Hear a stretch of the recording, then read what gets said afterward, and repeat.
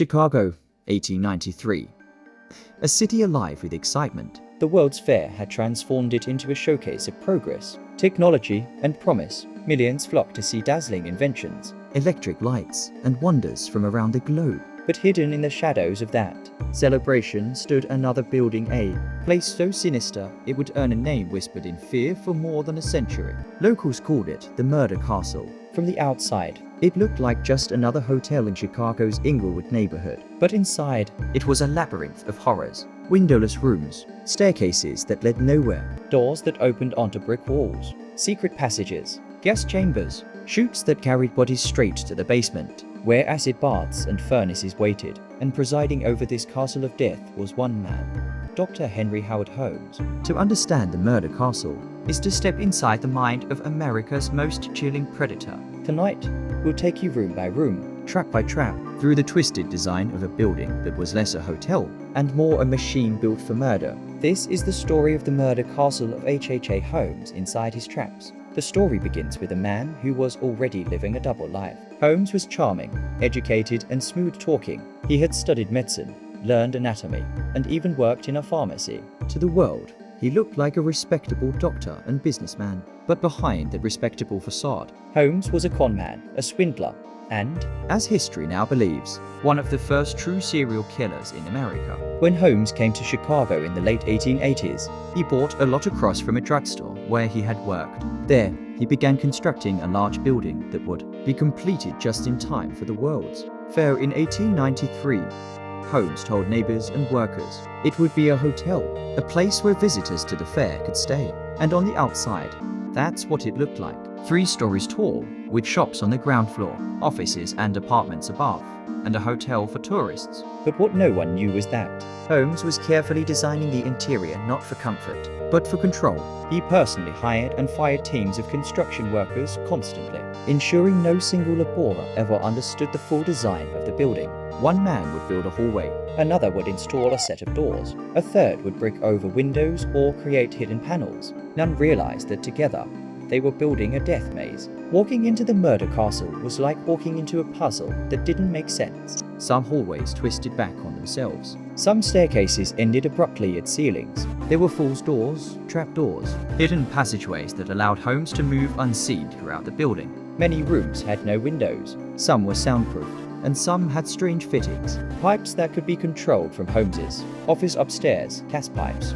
Holmes would rent out rooms to unsuspecting victims, mostly young women who had come to Chicago seeking opportunity. He'd charm them, offer them work, or sometimes propose romance. But once inside certain rooms, Holmes controlled everything. He could lock the doors from the outside, He could flood the rooms with gas at will, and when the victim was unconscious or dead, a hidden chute in the closet or floor. allowed him to send the body straight to the basement. There, the horrors multiplied. The basement of the murder castle was Holmes's laboratory. It contained vats of acid Quicklime pits, a dissecting table, and a furnace large enough to cremate human remains. victims could be stripped of flesh, their skeletons cleaned and articulated. Holmes, ever the businessman, sometimes sold these skeletons to medical schools. Profiting even from his murders, the castle was not just a building, it was a machine for killing. Designed with chilling efficiency, Visitors to the World's Fair filled Chicago with energy and optimism. but inside Holmes's castle, fear reigned.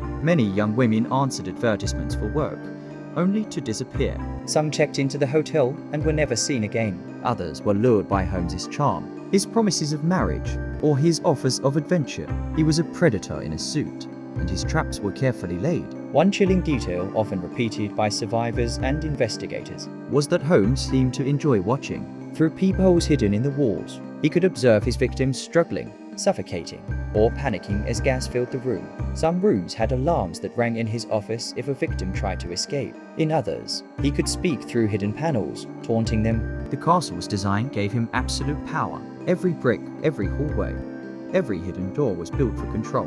When investigators finally uncovered the castle after Holmes's arrest, In 1894, they were horrified. police described it as a torture palace. Newspapers called it a house of horrors. Journalists toured the building, sketching its bizarre floor plan and reporting on its sinister traps. One article described it like this: "The castle was a maze of death. A blind man could not have built a building more confusing to the human sense of direction." Among the discoveries were airtight chambers with scorch marks on the walls, suggesting victims had clawed and fought for air. There were false walls hiding closets of bones. There was a medieval-style rack for stretching bodies. The basement was perhaps the most gruesome of all. Jars of preserved organs, Piles of bones, the stench of chemicals, and the furnace blackened and reeking from repeated use. Holmes confessed to many crimes, though his confessions were often contradictory. Some historians believe he may have killed up to 200 people. Others put the number far lower, but in truth, the castle itself tells the story. This was not a place designed for business.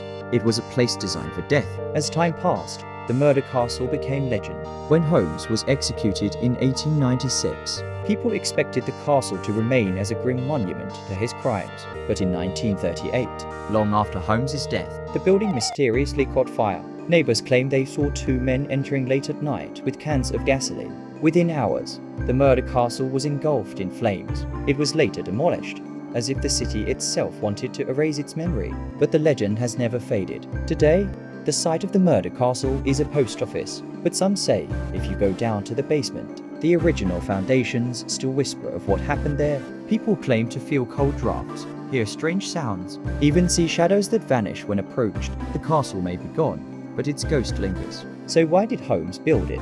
Why construct such a monstrous building? Part of the answer lies in his psychology. Holmes was not just a killer. He was a narcissist, a conman, a manipulator. He saw people as tools, things to be used, discarded, or sold. The castle gave him total control over life and death. It was his empire of power, And perhaps for Holmes, it was also a game. each trap, each hidden passage, each secret room was his invention. He designed it the way a child builds a toy, except his toy was made of screams, blood, and fire.